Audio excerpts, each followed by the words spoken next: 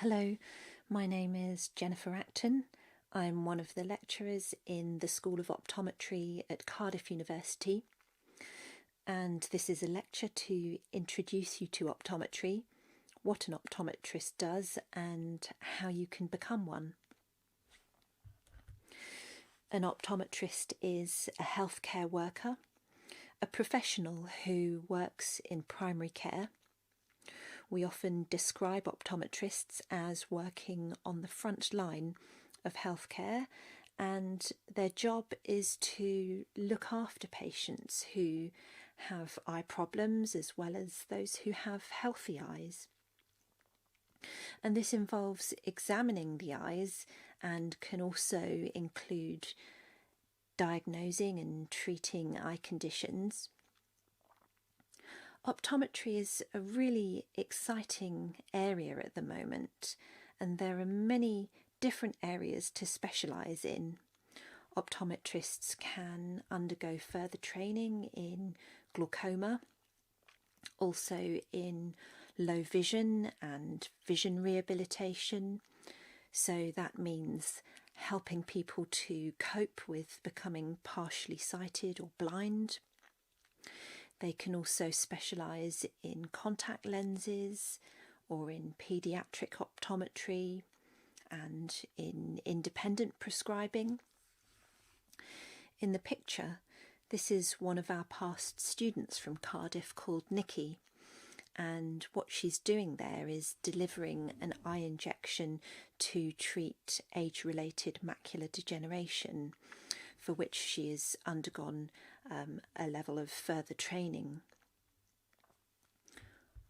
On an international level, optometry is a rapidly developing area, with clinicians now taking more and more responsibility in that they are highly regarded professionals in the community, and the employability prospects are very good, especially in countries like Singapore.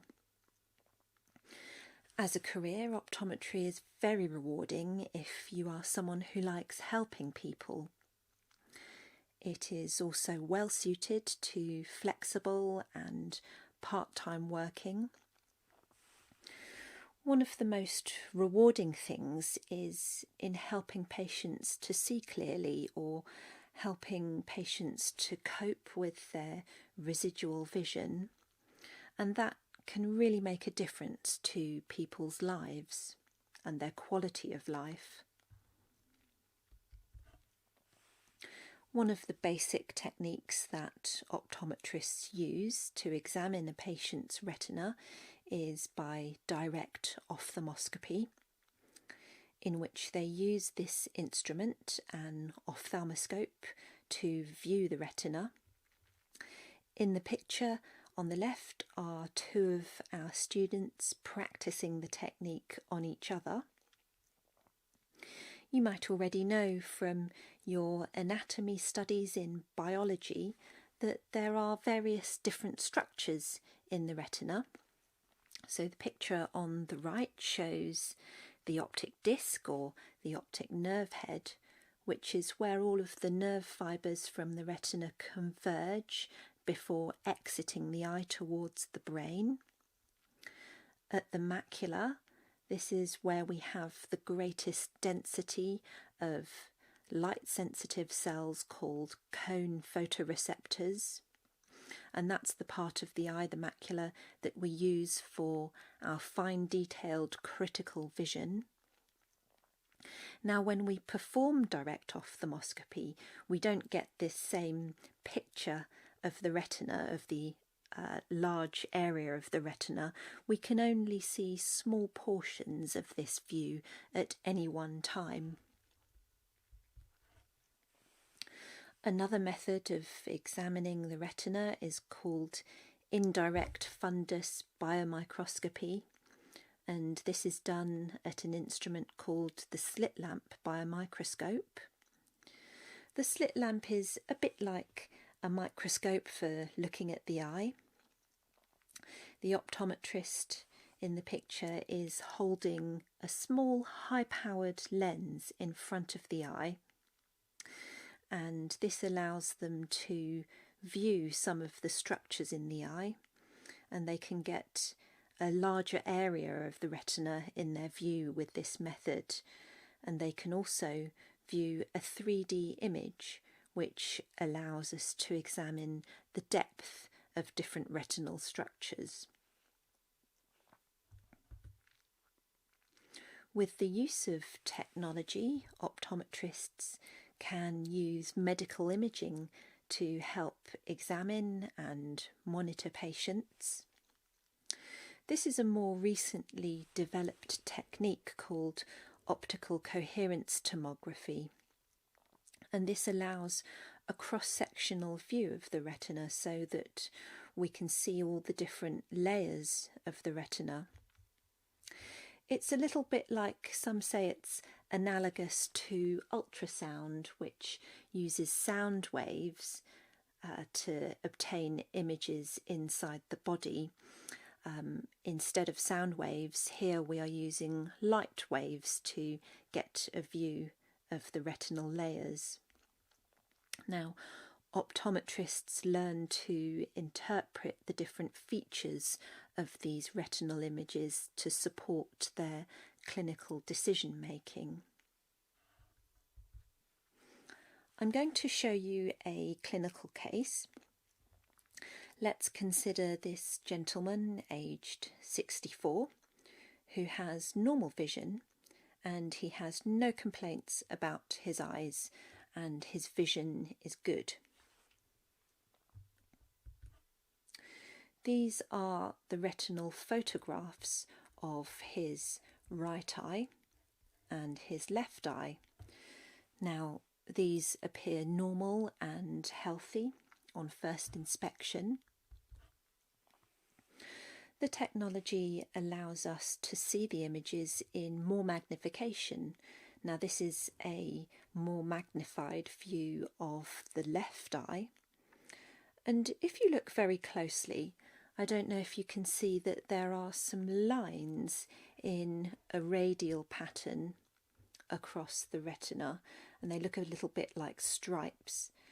But at the moment, we're only looking at the surface of the retina in what we call an en-face view. And so an optometrist might look at this image and consider that these are some abnormal looking features.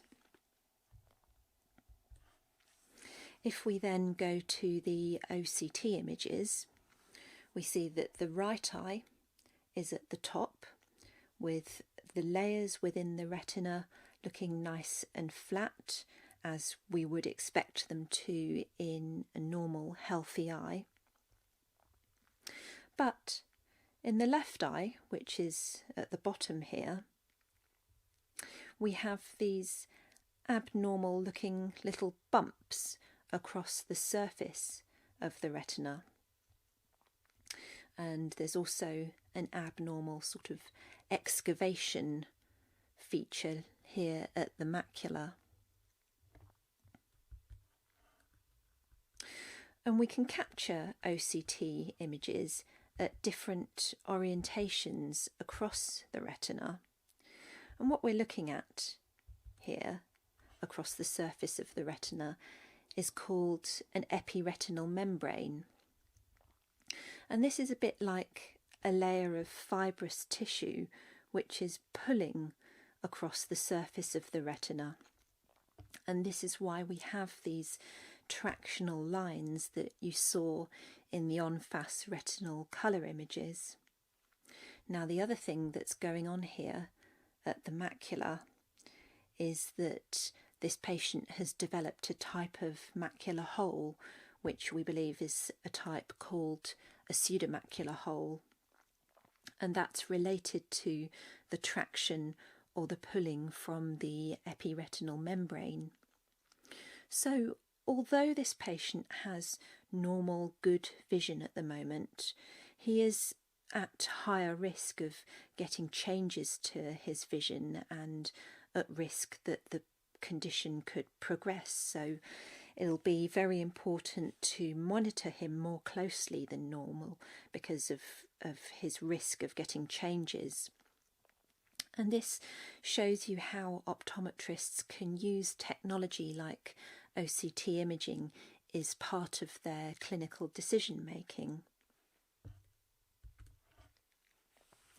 In Singapore, the pathway to becoming a registered optometrist begins with training, and this could be a BSc degree course like the one at Cardiff University, or it could be a diploma course from a Singaporean institution. Both of these courses are typically 3 years in length. After that, you'd then do a 1-year provisional registration period, during which you complete a logbook. This is then submitted to the Optometrists and Opticians Board at the end of the year to become qualified as a registered optometrist in Singapore. I'm just going to tell you a little bit about the training for optometrists, who start out by practicing their clinical techniques in the first year on each other in a clinical laboratory much like this one. And they learn some basic sciences. This is an image of a microscopy practical session. And then in the second and third year, students will start to see real-life patients, which they examine under the supervision of a qualified optometrist. And this is just a fun fact for those of you who like science fiction. So this is the current Doctor Who from the BBC television series, and you might be wondering what this has got to do with optometry. So the answer is that an episode of Doctor Who was filmed at the School of Optometry in Cardiff. Now, the building is often used as a filming location on the weekends, and the funding from which is used to support a student exchange trip to Japan.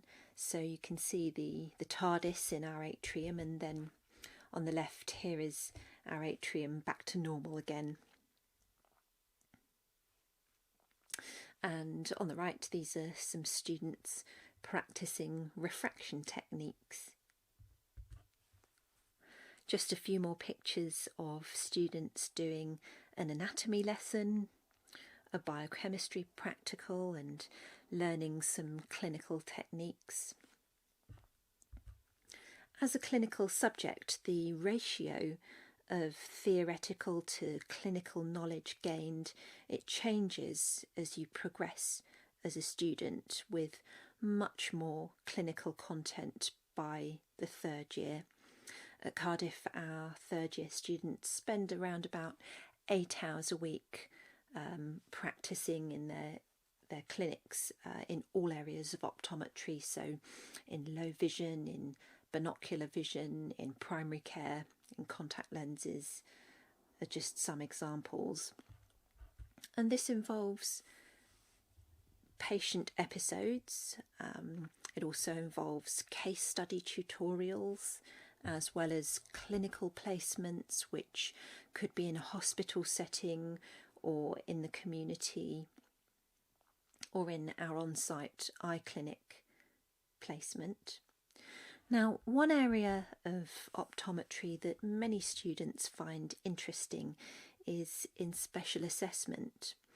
And this involves learning how to examine the vision of children and adults with special needs, so people who can't communicate in the usual way necessarily. One of the world-leading experts is pictured here. This is Dr. Maggie Woodhouse, who was awarded an OBE for her work in children with Down syndrome, and more recently the Queen's Anniversary Prize. And students can sit in with Maggie's clinic to learn the modified techniques that they would need to use in a special assessment eye examination. And this is important because people with special needs have exactly the same right as everybody else to have their eyes examined, to have their right to eye health care. Another example of activities that student optometrists do is to go on trips overseas to do eye examinations in rural communities in countries like Moldova, Romania and Malawi are just some examples. Optometry students and optometrists often get involved in charity activities. In this example, UCAN are a charity who organise theatre and arts activities for children with vision impairment, and they put on workshops and clubs that optometry students get involved in.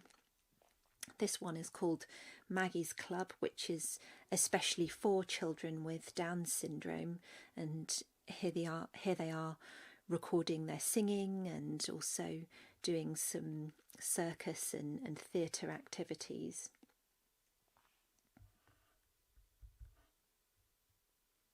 Most institutions have a student optometry society like this one.